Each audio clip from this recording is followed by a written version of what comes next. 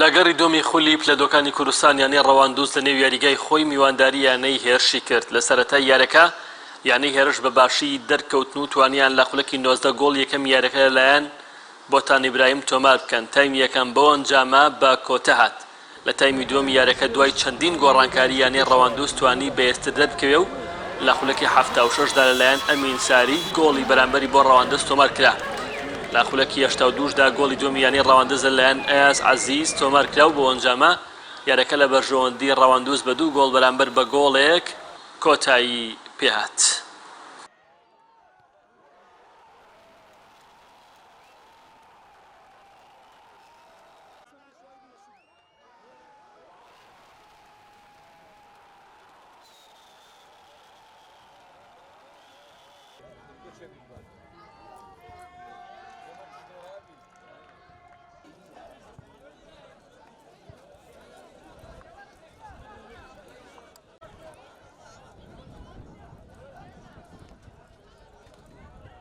خۆشحاڵین کە لە جەولەی دووەمی خولیانە پلە دۆکانی کورسان توانیمان دڵی و هاندەرانە خۆش بکەین و بە ئەنجامی 2-1 لە تیپی میوان ببینەوە.